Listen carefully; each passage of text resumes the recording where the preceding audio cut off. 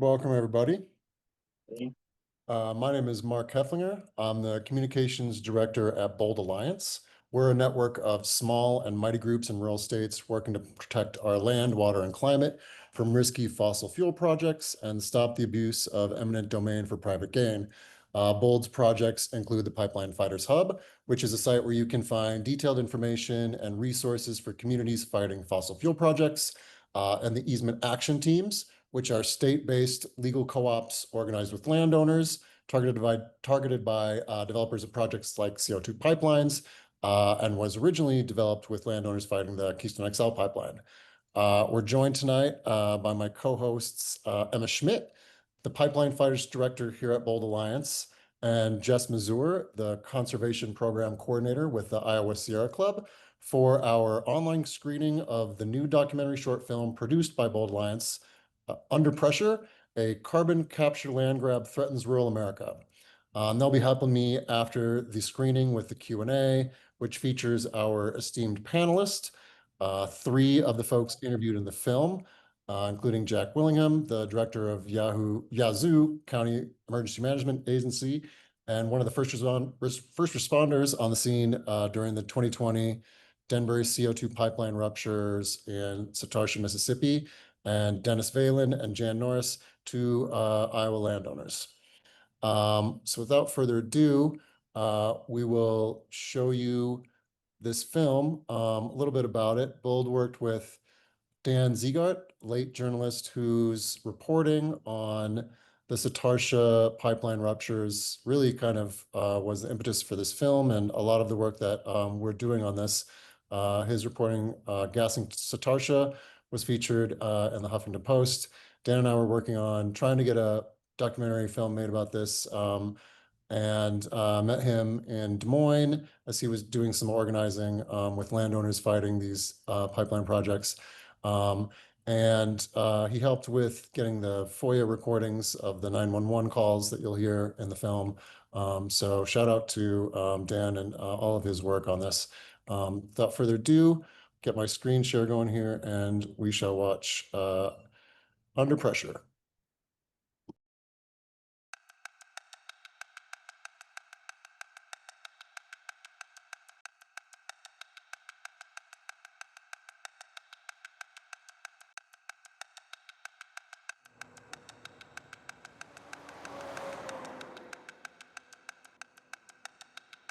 Everyone knows everyone, and we just don't have any problem here. To me, it's heaven on earth. Until Denbury got us.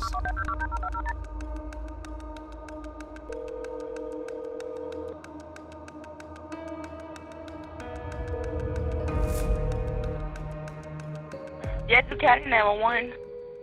Yes, ma'am. I'd like to call, I guess, like a gas leak or something out here on 433 near Satartia on the hill. It's like a green fog out here, and it smells like rotten eggs. Do I need to be getting out of here? I don't have no way out. My car is down. At 502 Old Hickory Road, there's an unconscious man, and he's in real bad health. My friend, she's laying on the ground, and she's shaking. She's kind of drooling out of the mouth. I don't know if she's having a seizure or not. We heard it, boom, it blew up, just like a big old mushroom cloud.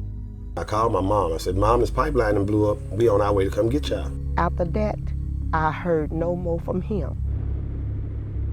We turned down on the road, coming to my mom's house, and I couldn't say, man, the car done shut off, just like that. And the next thing you know, I woke up at the hospital 3 hours later.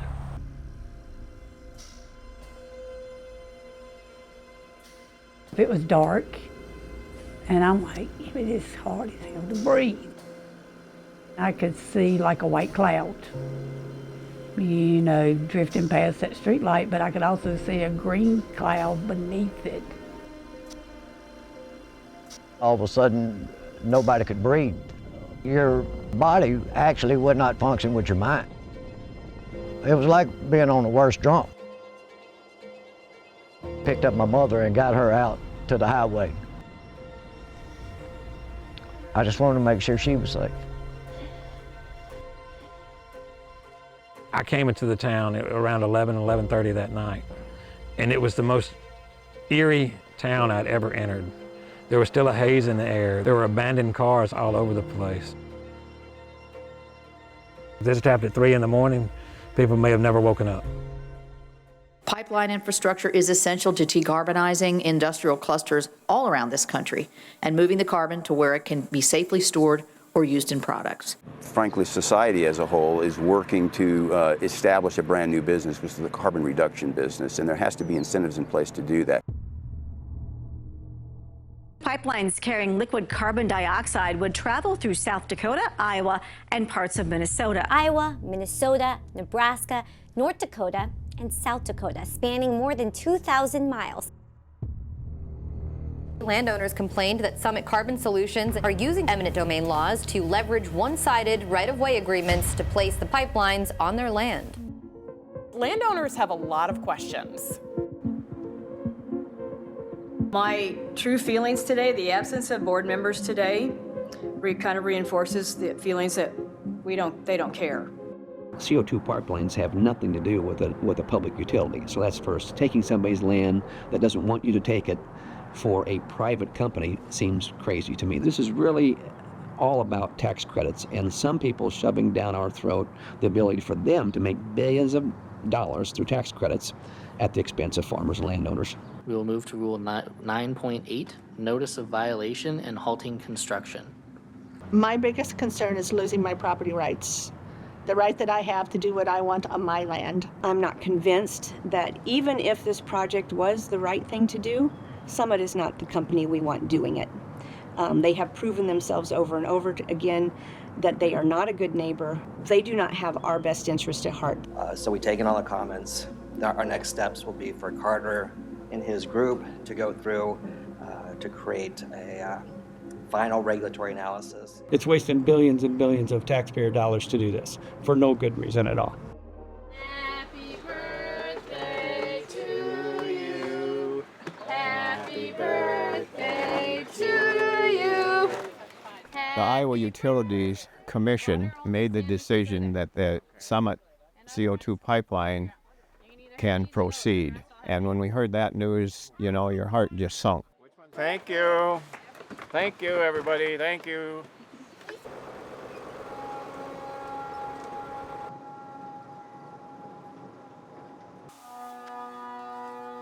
The Iowa Utilities Commission has given Summit permission to use eminent domain on any property that is reluctant or will not sign for them. All they're worried about is taking that check to the bank. They're not worried about the people, they're not worried about the livestock, they're not worried about any of it. That's all they're worried about is the money. And they're putting money ahead of people. Summit doesn't know the complexity of the drainage tile systems that we have in Iowa. Be careful you don't get too much dirt and dirt washes in the tile, that'll plug it. They have no understanding of it, and they don't realize how complex it is and what damage it can do to ruin property. Normal tile is 3 and 4 feet deep. So you can imagine that water, when they cut it, all that water is just going to fill the ditch up right away. All the circulated clay will end up on top of your topsoil and you won't know, you'll never grow anything again. I'm going to have zero chance of ever getting any compensation for what they destroyed. I've gotten notice in the mail telling me that if you don't sign an easement, we are going to take it and give it to the pipeline people. Forever. I've told them all these things that concern me, and it doesn't seem to make any difference.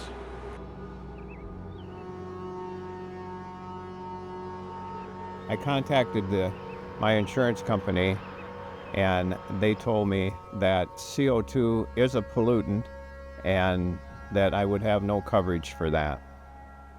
If anything would happen to the pipeline, whether it was my fault or not, I'm probably going to get sued. And I have no protection at all.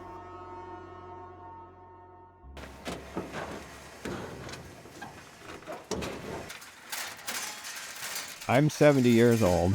I have a son farming with me in the business. I have a grandson coming up, and they have put their heart and soul into this like I have. My dad put his heart and soul, my grandfather put his heart and soul into this property, and now we have a private company come wheeling in here, make a couple campaign donations, and all of a sudden they can just take and do whatever they want. It's going to affect my whole 700 acres that I've accumulated, my cattle business, my livelihood, my family. There isn't anything else. That's all of it.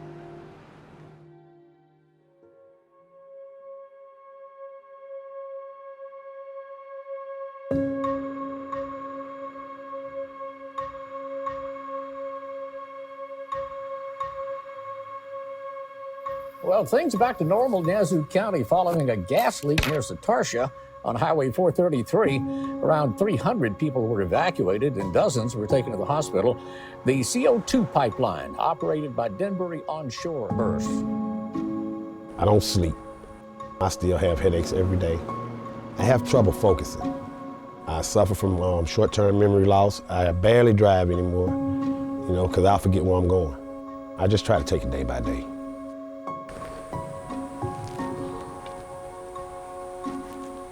I don't know how I'm feeling right now.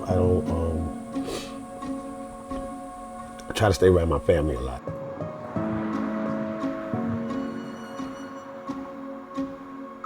Prior to this incident, there was absolutely no communication between ourselves and the local pipeline operator. As bad as it may seem, I was, as the emergency management director, was not even aware that there was a CO2 pipeline transport line located in our county. Let's stop telling people that these pipelines aren't dangerous. Let's just be honest with them.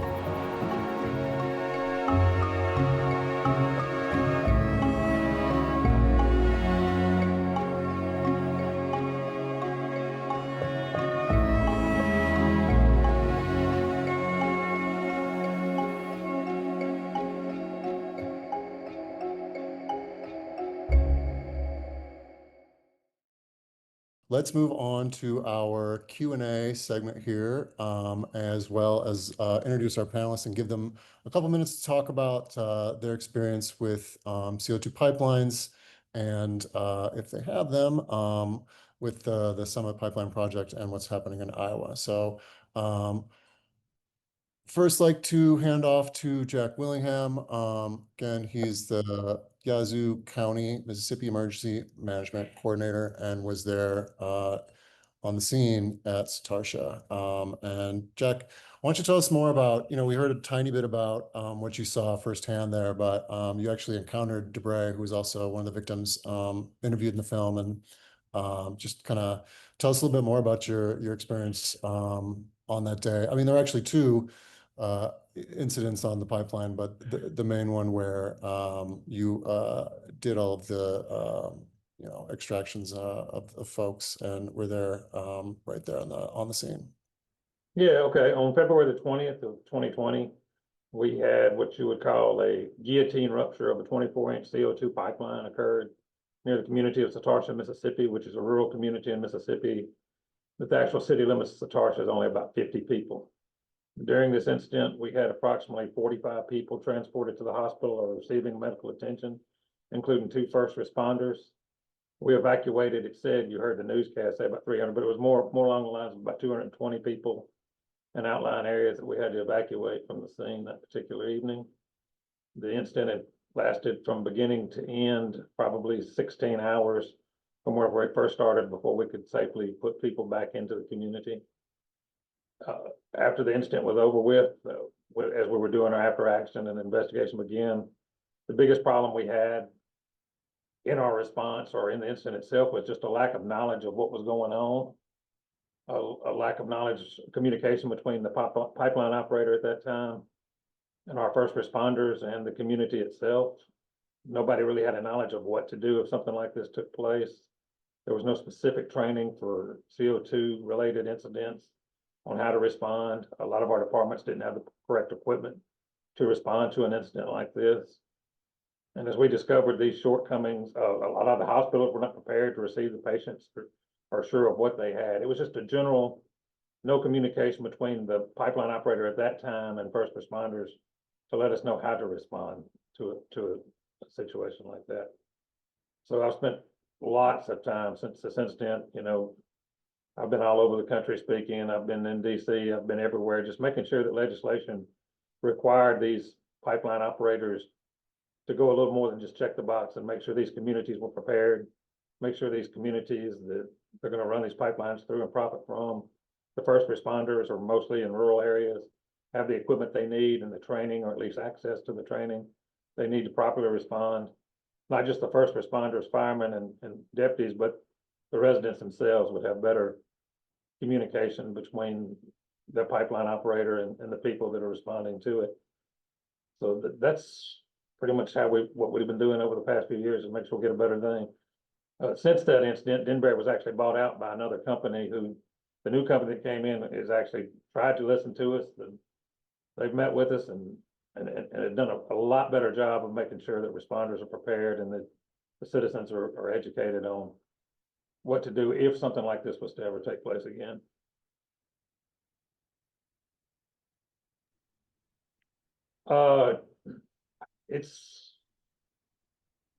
I'm looking at how large an area, it flowed downhill, and that was another problem that we had with the incident. Even if we would have received plume cloud information, which there was a big, back then before the legislation came out, there was a big thing that they didn't have to release this sort of information to responders because of national security, but the plume probably ran a couple of miles from where the actual incident took place, but Satartia was probably half a mile of where the incident took place. And so we evacuated everybody in probably a 2 square mile radius just for safety. Thanks, Jack. I think we're gonna go around and give all the speakers a round, and then we'll start answering some of the questions in the Q&A. Next, I would like to hand it off to Dennis Valen. He is a landowner in Iowa who is facing eminent domain threats from Summit Carbon Solutions for their proposed CO2 pipeline in that state. Dennis, why don't you tell us a little bit about your experiences directly with the company and their land agents, you know, and how you see this as impacting your land and your family with a risky project like this. Yeah. Okay. Can you hear me? Yep. Loud and clear. Okay. All right. Well, I guess they kind of summed it up there in the movie that they keep saying they want to work with people, but as long as you do exactly what they want to do. I had a problem with them surveying. I told them that they couldn't survey, so they just decided, well, we're just going to sue you then. So they tried to sue me, but then when it got close to the court date, then all of a sudden they decided to drop the suit. They've trespassed onto my home place that has anything to do with the pipeline and came driving in the yard with a white van, no markings on it. I was not home. My wife was home, and she didn't recognize the person or the van, so she did not go to the door. Well, then he left and got in his van, and he drove partway out the lane, and he stopped and he got out and he took an apparatus out to drill a hole in the center of my lane. And assuming that there's no one home, doesn't have permission to do that. He's on my property. Anyway, my wife called my son, who was 2 or 3 miles away. He came over and asked him what he was doing, and he said, well, I'm looking for the tie marker that marks in every section. We can't find it up further, so we're gonna, wanted to look here. And he goes, well, are you with the county, or who are you with? Well, I'm surveying for the pipeline company. And my son goes, well, do you have permission to be doing what you're doing? Well, I can leave if you want me to. He's already drilled the hole, he's already done what he was going to do. So it kind of shows you that they have no respect for property or people. They just here to do what we want to do. And I noticed that all the surveyors were from out of state. This particular one was from Utah. So I really feel by using all these out of state people, they don't understand you're in Northwest Iowa now. And the weather is different in Northwest Iowa than it is in the southern part of states, where it doesn't freeze and it doesn't don't have blizzards, snowstorms, 5-foot deep frost heaves. If you mention any of them three things to a land agent, they just look at you funny because they have no idea what that is. So that was one incident, I guess, that we had. The other time was neighbor called me and said there was a vehicle parked up in my driveway up on the other farm. So I thought, well, we'll buzz up there. So I buzz up there, come up on a vehicle that has dark tinted windows, a pickup. And I stopped by the door and he put his window down and I said, who are you and what are you doing here? Oh, he was from, he didn't speak real good English. He had a little broken English, but it was a young guy. And he says, I'm not with Pipeline. I'm not with Pipeline. And I said, okay. So he put his window back up and he drove away. Well, he went around the section and parked in the other corner of the section, which he doesn't realize that I own that too. But anyway, what actually was happening, he was there to pick the surveyor up. And he would probably have went on my property if I hadn't have stopped him. But they lie to you. They don't tell you the truth. You just don't know what to believe. So you don't know what to expect from them. And they've never built a pipeline before. And so they really don't know what they're doing. I mean, the utilities board kind of pointed that out as well, because they couldn't even get the river that they're going to put the pipeline under with the correct name, or a lot of the land descriptions. The utilities board had to straighten them out on it because they didn't have that written down correctly. The other thing that happened was when they decided to sue me for the surveying, they told me that if I would sign an easement, they would drop the lawsuit. Well, I didn't respond to that at all or anything that way, and said let's go to court and see what happens. And so their next move was they decided the property that on mine that they're going through is it's 120 acres. My son bought the 80 acres to the south and I own the 30 acres to the north. Well, anyway, they're going through all of my 30 acres. They weren't going through any of my son's, but the line is pretty close as far as the, ownership. So they decided then that they were going to move the pipeline onto his property, only about 10 or 12 feet, just barely on there, but they were going to move it. Well, my son had not had any informational meetings. He hadn't talked to a land agent. He'd never seen an easement. The only way that he found out that they moved it on his property was they decided to sue him for surveying too. So then I kind of went along and we ended up, we didn't go to court. They dropped their suit and everything. Well, then we pointed out the fact that you can't move it onto his property when you haven't, contacted him, you haven't done anything. So they moved it back off of his property, which is not a very big move, 10, 12 feet.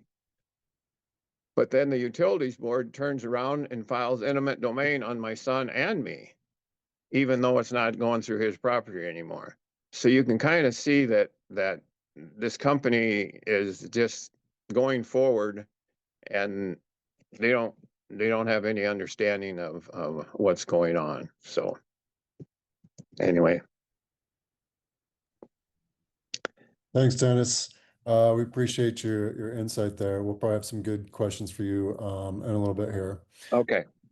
Next, I'd like to hear from Jan Norris. Jan is a landowner, I think Montgomery County, Iowa, and has been very active. I think she said the pipeline or her farm is in between where the Navigator, now defunct project that we defeated, by the way, was supposed to go and where the Summit pipeline is slated to go.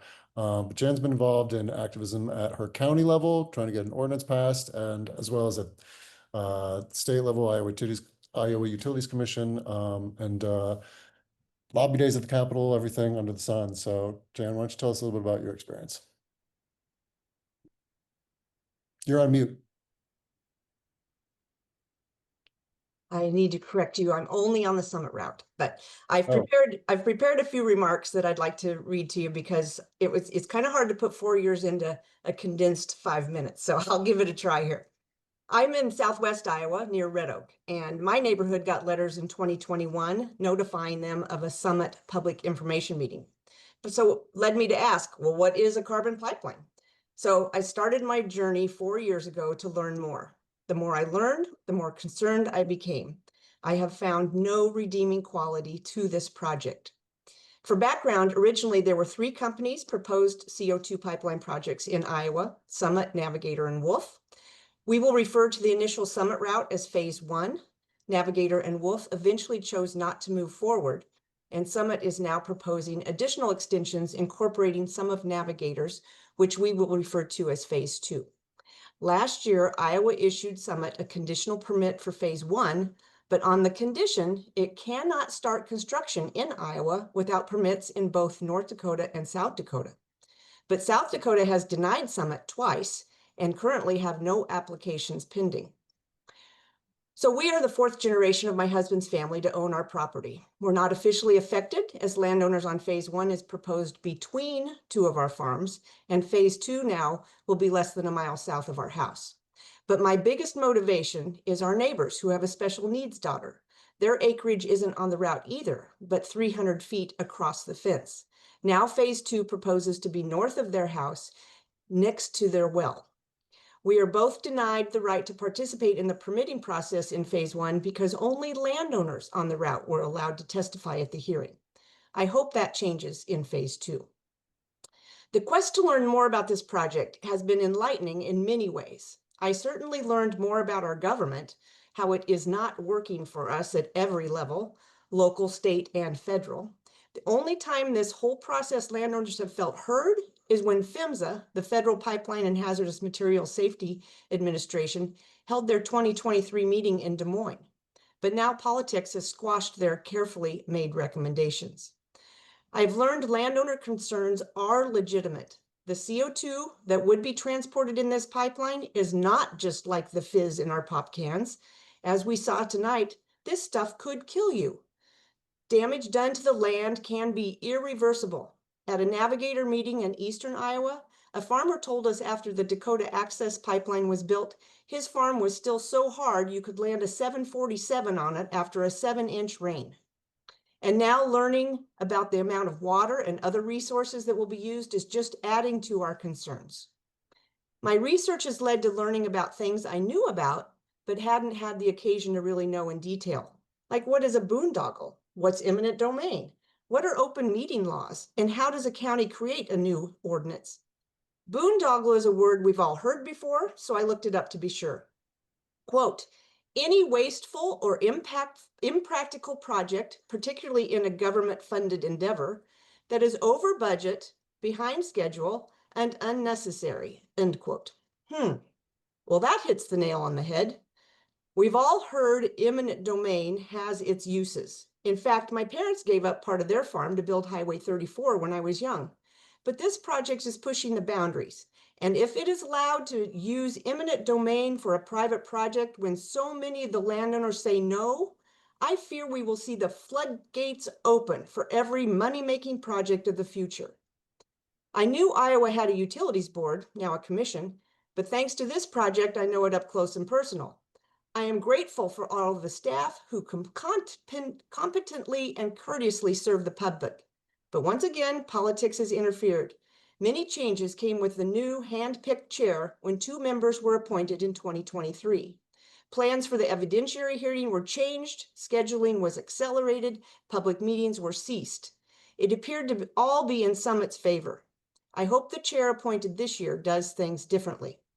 It has become apparent how our local governments have been an easy target. Our sleepy little boards of supervisors were not prepared for the onslaught of big company tactics. You know what they say, the best defense is a strong offense.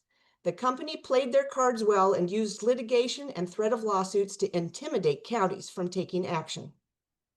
On my desk is a Post-it note with a quote, "Do it trembling if you must, but do it." I have been inspired by the people who have stepped up and done things that are not comfortable for them, like showing up at dozens of boards of supervisors meetings to speak, or gathering all their documents and information for pre-filed testimony, then testifying at the hearing. Never have I seen so many grown men moved to tears. Some of the best witness questions were asked by interveners who had no legal experience. Landowners have made trip after trip to the state capitol to lobby legislators. They've written letters to the editor and all sorts of other things because it's that important. Even simple things like joining a Zoom call is a big ask for some people. This project has provided the opportunity to become allies with unlikely partners and work together for a common cause. You know what they say, you don't want to see how the sausage is made. But I've had a front row seat learning more about how things operate at our state house. I'm envious of the work of South Dakota, their people, the legislature, and the courts. The public saw through the tactics and worked hard and fought back. They elected a new legislative body who would do what the public wanted, not the lobbyists. A Des Moines Register poll a couple years ago showed 78% of Iowans are on our side. Yet after 4 years of begging the legislature to help us, the governor vetoed what took blood, sweat, and tears to pass. Next year, we only ask for the same as South Dakota, a ban on eminent domain for CO2 pipelines. Mostly what I've learned in the last 4 years is that no one is going to stick up for us. We must do it ourselves. Not the officials we have elected to represent us, not the agencies tasked with protecting us, nor our neighbors who aren't currently affected, although they could be next. I give credit to the organizations who have worked tirelessly to help us. Without the support of the Sierra Club, Bold Alliance, and others, I'm sure this pipeline would already be in the ground as scheduled. By providing competent and committed paid staff who have organized us from scared little sheep to informed landowners and effective advocates. Today, the Summit project is without a viable route forward and has had to regroup and hire a new CEO. I have enjoyed organizing locally, getting to know folks around the state better, and working hard for a common goal. It starts with providing accurate information to the public. Establishing a local group who care and can stick together is invaluable. Local community makes the hard work that is foreign to most of us easier. Communicate, communicate, communicate. It is essential. And I will end with a quote from Margaret Mead that I use to remind myself. Never doubt that a small group of thoughtful, committed citizens could change the world. Indeed, it's the only thing that ever has. Thank you. Thanks so much, Jan, and thanks for the kind words there. Very much appreciated. And thank you for all the work that you're doing, inspiring all of your neighbors and fellow folks to wake up and get involved here.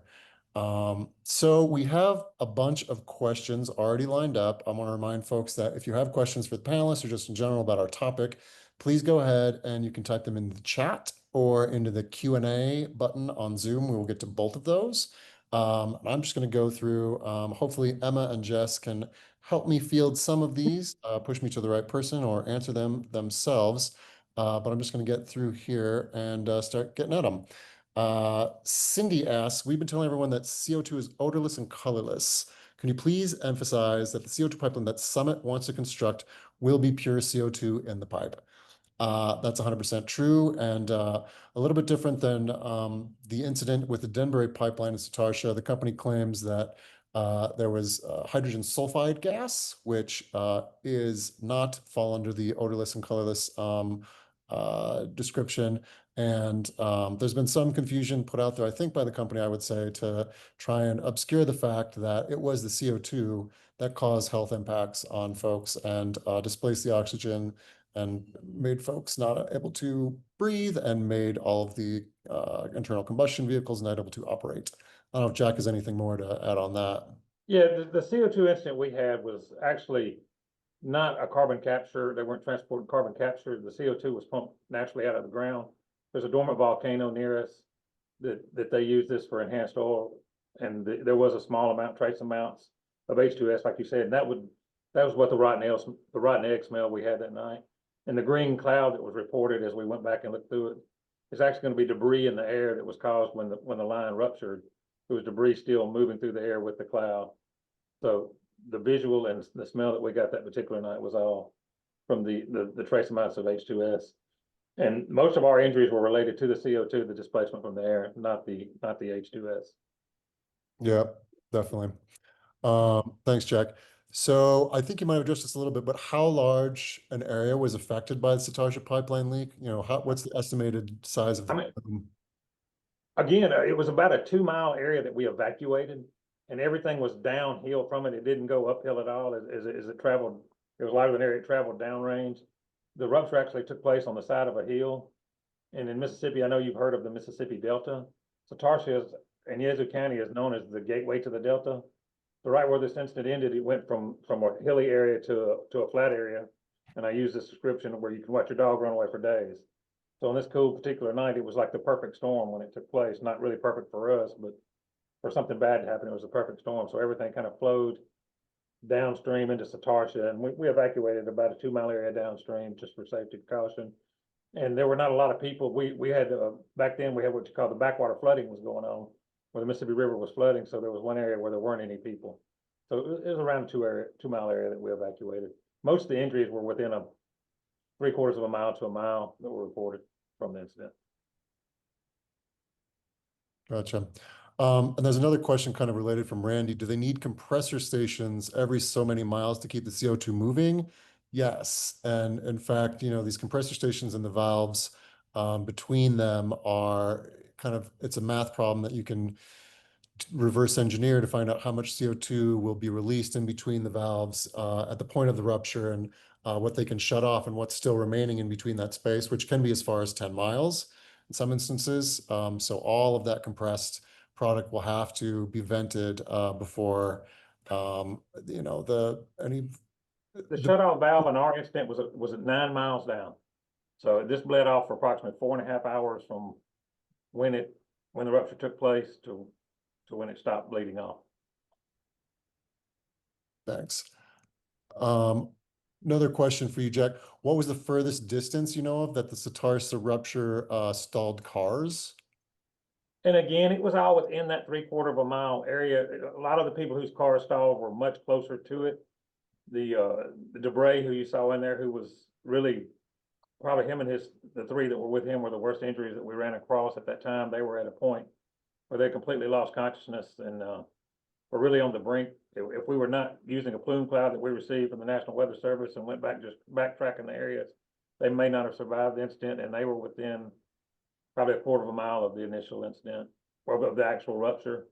But the car stalling all the way down in the community was within a 1/2 mile to 3/4 of a mile. Even our first responders, as we were going house to house, we were using vehicles that would run. We were taking cars that were just there that we were able to get people out with our air tanks and get them into fresh air. Wow. Another question on EMS related stuff. Do you think any EMS program can ensure the safety of residents within a mile of a CO2 pipeline, given the speed CO2 can travel and concentrations in a plume like this? Just being prepared. It's just like, okay, we've prepared, and this is the biggest thing that I had. We've prepared people for everything all our lives, every disaster. And I found when I began into this that a lot of pipeline operators, their thing was like, oh, let's say the less we say, the better. And if something happens, we'll deal with it. And that's where I said, that's just not going to work. If you're going to have these pipelines, you've got to educate the people on how to respond. people in Iowa are not expecting a tsunami, but most of them know what to do if there is a tsunami. You go to higher ground, right? So why are we not educating the communities that these pipelines might go through on how to respond? A quicker response and a better knowledge of what to do in this incident would definitely help people. If you educate the community on initially, you want to shelter in place until somebody can get to you. The response to this, as I found, is going to be one of two things. In the multiple instances I work, we're either going to have to evacuate people, or we're just going to have to cordon off an area. It can be from this incident where we had to evacuate people to the second incident you discussed that actually more product was released where we didn't have to evacuate anybody. It was just a roadblock situation. So you're going to have to make a determination, have a plan in place, educate the residents of the community, educate the first responders. And I feel like that if, just like any incident, you can't guarantee nobody would be hurt, but you'll be much better prepared. And as long as you have a good relationship between your responders, your operators, and the communities themselves, it would make it safer. So, I mean, but to level with the folks here, if you are within that radius where there's the, just a roadblock, all those folks are supposedly sheltering in place, but, if their basement is down there, it could be flooded with CO2 and it could, be a mass casualty incident without, too much, wondering about if this could happen or not. This could definitely happen and be, much more of an impactful incident than happened at either Satartia's or any of the CO2 incidents that have happened so far. Would you agree with that? Or, I mean, again, I can't tell you that everything's going to be completely safe. Just like I couldn't tell you, if a house fire happens, if you do everything perfect and things could still go wrong. But yes, I mean, a CO2 incident could get to a place where it could have been worse than what we had. Had that happened at 3 a.m. instead of at 7 o'clock at night, yes, it could have been a much worse incident than it was in place. But I do think that the people there are much better prepared now since we've dealt with it. You got to realize when this took place, this is probably the first incident that we know of like this that had ever happened in the United States. Now, do I think that as these pipelines, as there's more and more of them, there may be more? Sure, there will. But if they're going to be there, and me being in public safety, that's what I've done all my life. My biggest goal is, if they're going to be there, to make sure everybody is as prepared as they can be if something like this takes place. so kind of a good follow-up on that. Question from Carolyn asks, what equipment do first responders need to properly respond in this type of emergency? And is there a way that your community, and do you think similar communities can afford this type of equipment on their own without some kind of, one might suggest a subsidy from the company themselves that wants to run these pipelines through the community? I think the companies themselves need to definitely be involved. If they're going to be making a profit, they need to be involved heavily within these communities. I've told them that over and over again, not just in in providing them with the equipment. And the kind of equipment you'll need is pretty basic. You're going to need SCBAs, which most firemen have. You want to make sure that your law enforcement officers, because a lot of these rural communities, they may be some of the first on scene, are also equipped with SCBAs. You want to have 5 gas monitoring devices so you'll be able to detect and monitor the stuff quickly without having to wait on another company coming in to respond to something like that. And you may want to have, and people say, well, do we need electric fire trucks? No, you don't need electric fire trucks, because what you really need is maybe some sort of UTV or something so you'll be able to get in and out of them. Fire is not really a risk in something like this, because CO2 in the air does what? It takes oxygen from the air. And what does a fire need to live? Oxygen. So fire is not a risk, but you do need a way to get to the people. And just make sure that all of your first responders are trained and your citizens have an education on the proper way to shelter in place, with the things they need to look for on something like this. And that's the main thing that we need for our communities. And we need to make sure that these pipeline operators are somehow going door to door, going to these departments, and make sure they have this equipment or have a way to get it, or maybe offer grants. Here, Exxon has paid for a mass communication system for our county so that we can get out alerts to our residents. All of our departments in the area all have 5 gas monitors, and it was done through grants or assisted grants or done through Exxon themselves. There's been software developed for our first responders that tell them on their phone, they can look at this particular incident. It tells them step by step on how to respond. There's training offered by this company at Texas A&M, where all our first responders are allowed for free. They can go out there and receive the training on CO2 specific incidents. As we work through that, I said, well, some of these guys can't get there. I know you're paying for their training and their stay, but what if they can't get there? They've worked with the State Fire Academy and bringing that as a curriculum into our state itself, so that everybody will have access to it. They've also went as far as having a portable training trailer that they're bringing the individual departments if they can't get them there. These are the kind of things you're going to need if you're going to have that in there. Make sure everybody has access, and then the companies themselves are going to have some responsibility in this, as well as our local first responders who are going to need to make sure that the people are receiving the training and doing the things that are offered by the companies. Gotcha. And just to, so folks want to know, SCBA is self-contained breathing apparatus, like a scuba for your face, so you can breathe without oxygen, but you're not underwater. So we'll definitely need masks for everybody going in there, and enough oxygen tanks for everyone for the length of the time they have to go in there.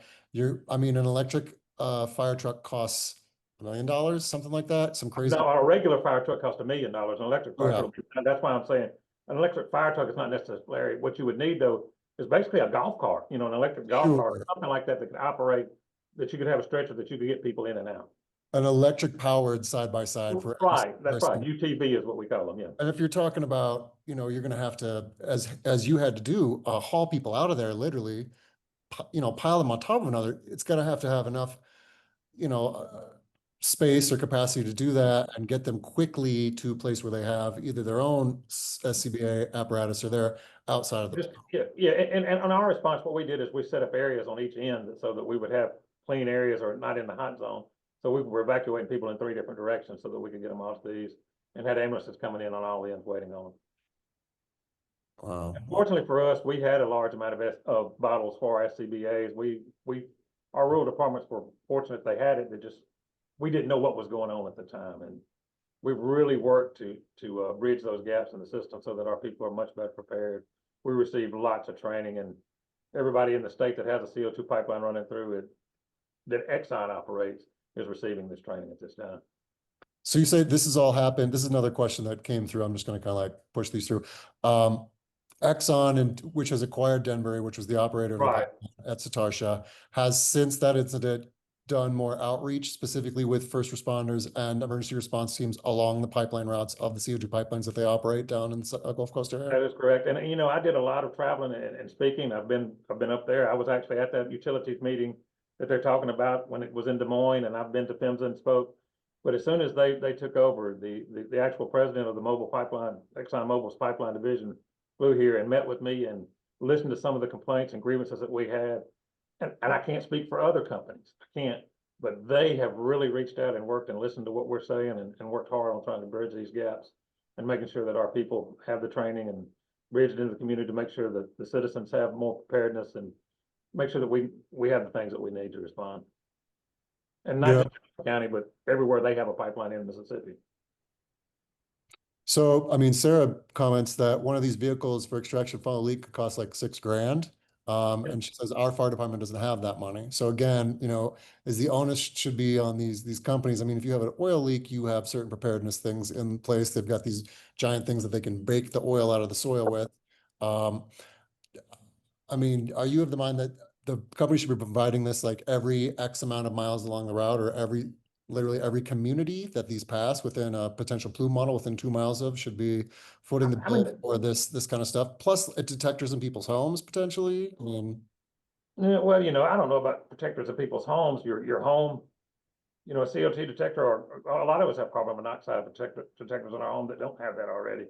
But they are reaching out. They're making sure that our departments have access to the gas monitoring devices and stuff like that. Now, do all of our departments have these electric vehicles? No, but we do have, you know, one that'll get there. As long as you have access to one within your county, I feel good about it.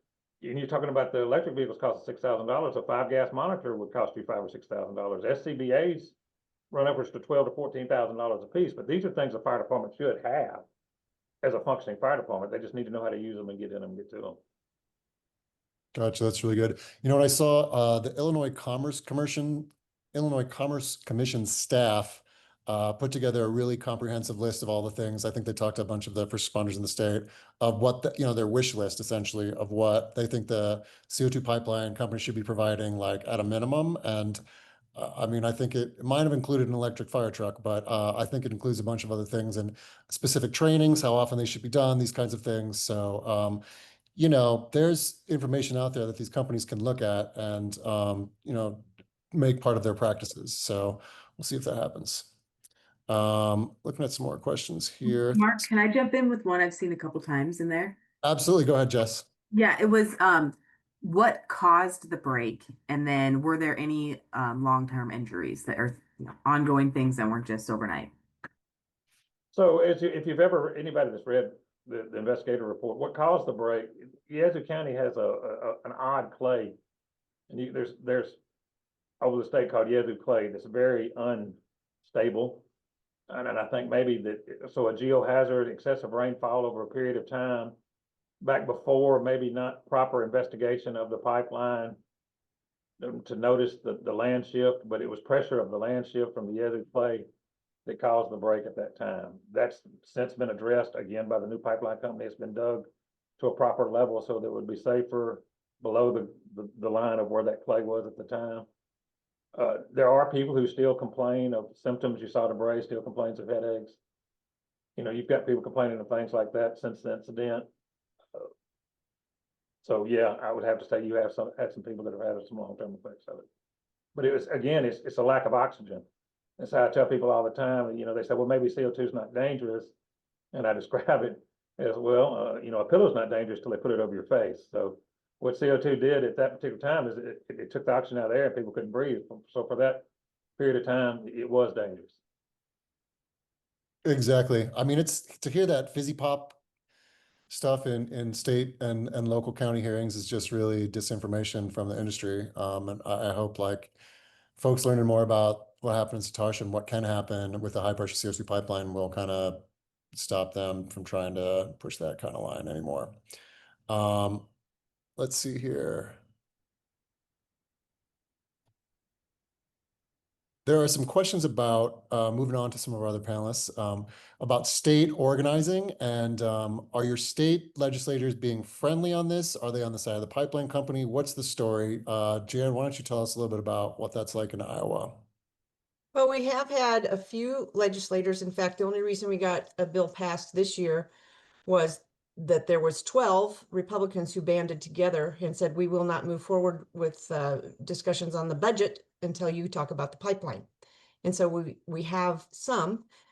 The difficulty is those in leadership aren't always the ones that are helping us. And so we just have to keep working harder and get them on our side and convince them why they should be on our side. It's a lot of work. And I really have my hat off to those I'm sure are on this call that have been at the Capitol week after week after week after week, even the ones that it's a 2-hour drive one way. I mean, it's an extraordinary ask of the public to have to show up over and over and over again. But I do think we built some respect from being there consistently, because after 4 years, I think they just thought this is ridiculous that these people still keep coming and coming and coming and we just give them nothing. So I think that helped build up to the end of the legislative session to make them act. I have another question coming in for you, Jan.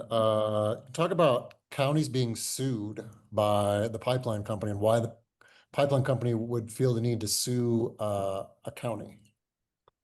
Shelby County passed an ordinance early on that said they needed to respect a 2-mile setback from any city with a city limits, and then a 1,000 feet from every household.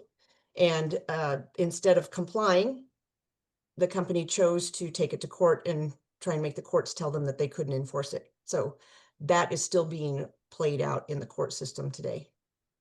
Wow. Another attendee, Dawn, Sioux County, asks, she's been unsuccessful in trying to get her commissioners to be proactive. Do you have any suggestions to kind of light a fire? I know you've been one of the main activists in your county, trying to make the same efforts. So what do you say for folks who are seeing some like intransigence, and maybe these county commissioners are hearing from the pipeline company or the county clerk or the economic development people who are saying, we want this, we just gotta shut these landowners up, essentially. What do you say to those fellow activists out there and landowners? The squeaky wheel, don't go away, don't give up. Always make sure that you give them accurate information, because they may not always be getting accurate information from all sides. be a resource to them. I would like to say that I've had great success, but I can't.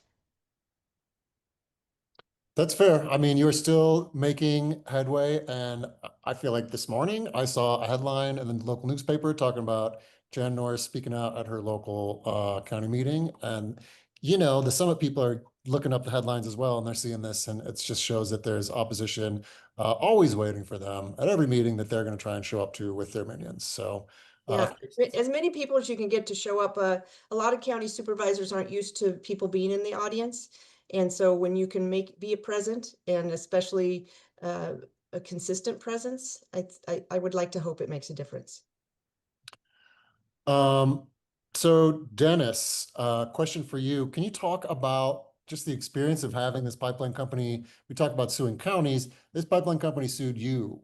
And can you explain exactly why they sued you, how it came to them suing you exactly, and just how that impacted your life after you were sued? Well, yeah. Can you hear me? Yep. Okay. Yeah, well, it started out, I told a little bit about the story. I caught the survey person, and I told him that he couldn't go on my property because he hadn't notified me. They were supposed to notify me before and when they were going to be there. And they did not do that. And so then when I caught him, he tried telling me that he had permission. And I said, well, no, you don't. And I texted my land agent and told him it was a gal. I told her that any permission you think you have, you do not. I am rescinding your permission. And so that it was documented. I had it, you know, from a text that I made out. Anyway, so that's what caused them to decide, well, we're going to just have to sue this guy because he's not letting us just do what we want. And I said, well, I don't want your pipeline, so I don't understand why you need to survey. And so we got a court date. It was, I think, the 18th of July, a year ago, whatever. And they served papers on me in December on Christmas, the year of the Christmas Monday. A guy comes in my yard, you know, wants to know who I am, and are you Dennis Valen? And I said, yes. And he said, well, you've been served, and he handed me the papers, and it was papers from the pipeline company suing you. I thought it was rather interesting that he turned around to walk away, and he said, oh, by the way, Merry Christmas. So anyway, we got a court date. I visited with an attorney on it. You know, you kind of wonder when you have a huge corporation that's going to sue you, you know, what's this going to cost? But as it turned out, they realized, I think, there was a court case with Navigator that Navigator lost with the surveying part, and the judge found that their permission to go in there and how they went about it was not correct. But anyway, that didn't stop Summit. They're a little bolder. They like to try to intimidate whenever they can, and so that's kind of how that went. But they dropped it like 10 days before we were supposed to go to court. Wow. So, I mean, amongst the holidays, you had to go out of your way to find an attorney, interview, find out what's going to go on, and deal with court dates and whatnot for this company that want to come on your land for a project that you want to have nothing to do with in the first place. But they think no matter what, they should have access to your property. And you said no, so they sued you, and the court case continues. So, and the general against this kind of abuse of eminent domain authority, which should be used for projects that are for the public good. And as we've heard here from a lot of folks, disagree with that on the concept of carbon capture and storage. So one of the folks asked a question about what is carbon capture and storage. We'll give a really brief rundown for it, especially in the context of the Summit pipeline. So the earth, we've been burning oil and stuff. It emits a lot of emissions. Some of that is CO2, carbon dioxide. We also breathe it out. It's taken in by plants, et cetera. We have too much of it.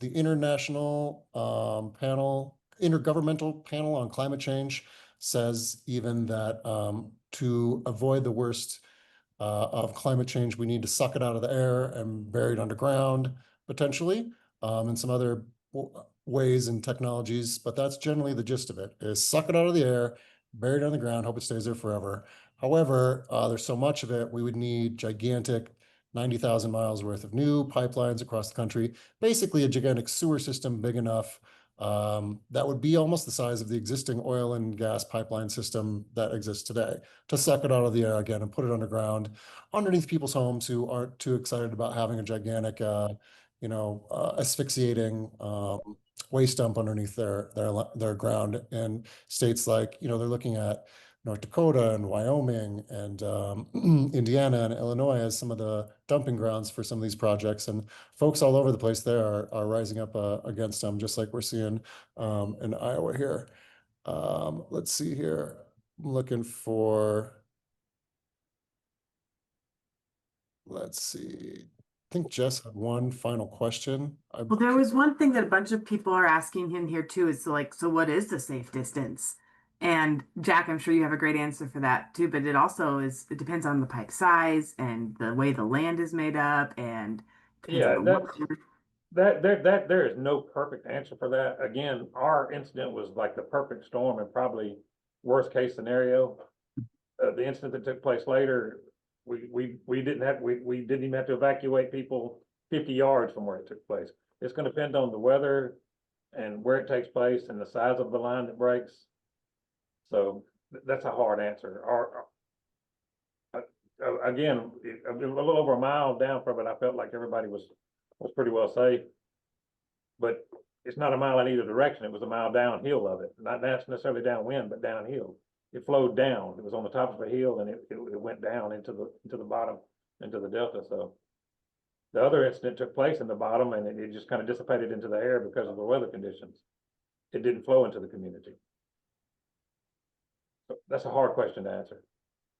I think that's why PHMSA came back with a recommendation to just establish a 2-mile radius. I think that is correct. 2 mile either side, you're in the emergency response zone, something could happen to you, know what to do. That was their recommendation. Yeah. And it's interesting because these companies are fighting tooth and nail to even have to tell us what the plume zone is, in a gas explosion, you call it the kill zone, how far away from it would the explosion from a potential rupture and a leak of this explosive material incinerate. And on this, it's very cold because it's super critical. And if you see a picture of the Satartia incident, you see like frozen ground and frozen trees around it, which eventually thawed out because it's just a temporary freeze situation. But the ground around it was frozen solid. Jack can attest to that. For sure. So let's see here. I think we're pretty much getting through a lot of the questions here. Jess, am I wrong? Did we get through a lot of the main things here? Maybe we should get to next steps. Trying to just look, there were a few more I guess, so like, what does a response team, what does training look like? What would need to be done that would consider to be adequate? Especially knowing that we're kind of like you, Jack, we have a lot of volunteer emergency management departments across the state. And again, we go into these, they go into these classes, they educate them on how CO2 works, how it flows, what to look for. You're going to teach them how to use a gas monitor, how to read a plume, and you're going to evacuate them in certain directions. And I actually saw, and I didn't mean to change it over, I saw somebody question about animals too. And that's asking me a lot. We had no reports of animals injured during this incident, and we didn't evacuate any animals. So somebody that asked that question, there's your answer to that. I can report that there's another CO2 incident. I'm not sure if it was Mississippi, it was somewhere down there a couple years prior that I saw a headline for, and there were livestock injuries in that particular incident. I can put a link to that. Folks, I'll put links to the chats and the questions and everything on a webpage after this, along with the video to the presentation. So you'll be able to see and read up on all the things that we've been mentioning here. Well, with that, why don't we move it to next steps here? We've got some suggestions for y'all who have tuned in. Thanks for sticking around with us on what you can do to help educate your community if you're one that's impacted by this, or take direct action and learn more about this at the state and federal level. For Iowa, where they're going to pass a state law banning eminent domain for CO2 pipelines next year, you're going to hear more from Jess about next steps for that in a second. One of the things they're doing is working with Jess and Emma with Iowa landowners that are affiliated with the Iowa Easement Team. I mentioned that Bold operates easement action teams with landowners to kind of work as a legal co-op, so you can pool your financial resources for these agency hearings and for eminent domain proceedings, all these things. So the financial burden is less and you're stronger together. So if you are in a community affected by these pipelines, you can go and learn more about this model and see more about what has been happening in 5 or 6 other states that there are easement teams operating in. On the national level, there's a new push by industry to try to federalize the permitting for CO2 pipelines and CCS, which would take away any authority or power from states or counties to put in place common sense protections like ordinances. Folks tried to sneak it into the budget reconciliation bill, but advocates like folks on this call spoke out and it was removed. However, there are new permitting talks happening right now and other opportunities where industry is going to try to shoehorn or ram this idea through must-pass legislation. Bold Alliance has a petition that you can sign and take action. I put the link there in the chat. We'll put it in the notes with the recording. As well, if you're interested in learning more about organizing happen on the national level against carbon capture, there's another webinar happening tomorrow night, if you can handle it, put on by the CCS Action Network, which is Bold is a part of. And my colleague, Paul Blackburn, an attorney with Bold, is going to be one of the presenters. And I'll put the registration link for the CCS Action Network National CCS Strategy webinar right there in the chat. Finally, I'm going to put the link to the video itself. Again, I apologize for not being able to see or hear properly during the screening time, but I just put in the chat a link that includes the press release with quotes and more information on the film that we put out. And then there's a direct link to watch it on YouTube. So you're welcome to share it. I'm also hopefully going to doctor this recording. So I put a clean copy of the film in the spot of the existing one. So with that, I'm going to hand it over to Jess to give a more detailed update for folks who are taking action in Iowa. Take it away, Jess. Yeah, I've just got one quick thing to invite everyone from Iowa to is on Wednesday next week, August 20th, the Iowa Utilities Commission is resuming their monthly meetings. They used to do this every single month, and then when Eric Helen became the chair of the IUC, he canceled those meetings, and they are starting back up now that Sarah Martz is chair of the IUC. So we want to go make a strong or send a strong message to the members that we're not going away. We're still opposed, and we want them to dismiss all of Summit's dockets because they only have 12% of easements signed. It's not a valid project. So the meeting starts at 9 a.m. We believe that there will be a public comment period if they're doing it like they used to. And so you need to get there before 9 a.m. if you want to speak, because you have to sign in to speak before 9 a.m. And we also, for those of you impacted landowners and neighbors who want to strategize with other neighbors and landowners, we're having a landowner lunch meeting following the Iowa Utilities Commission meeting. And I am putting the link in the chat to RSVP to that so that we make sure we have enough food for everyone. So please join us on Wednesday, August 20th by 9 a.m. Awesome. Thanks so much, Jess. And thanks for all the work you're doing there. I think we're going to see Iowa follow the path of South Dakota, where, we saw the legislature kind of flip hands because of this issue, frankly. And then we saw a bill pass, and then we saw a citizen-led ballot initiative that cemented the no eminent domain for CO2 pipelines. So that is the organizing goal statewise for a lot of folks, I think, that have the ability to do that as a general strategy. So anyway, no eminent domain for private gain. And that is the name of the game for the organizers here. So anyway, thank you again so much to all of our panelists, to Jack down in Mississippi and landowners Dennis and Jan in Iowa, my co-hosts, also both in Iowa, Jess and Emma, and to all the folks who joined us. Like I said, we'll be emailing a link to the recording of this program along with more details to everyone who registered on Zoom. There will also be I will post this on the Bold, Nebraska YouTube channel for your enjoyment. Again, thanks to everyone who joined us tonight, and again to the late Dan Ziegart for his work and dedication to reporting out the story, what happened at Satartia and the aftermath. Thanks again, everyone. Have a great night.